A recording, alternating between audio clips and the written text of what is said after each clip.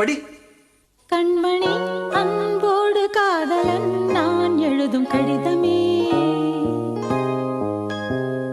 பொன்மணி உன் வீட்டில் சௌக்கியமா, நான் இங்கு சௌக்கியமே. உன்னை எண்ணி பார்க்கையில் கவிதை கொட்டுது, அதை எழுத நினைக்கையில் வார்த்தை முட்டுது. ஓஹோ கண்மணி அன்போடு காதலன் நான் எழுதும் கடிதமே.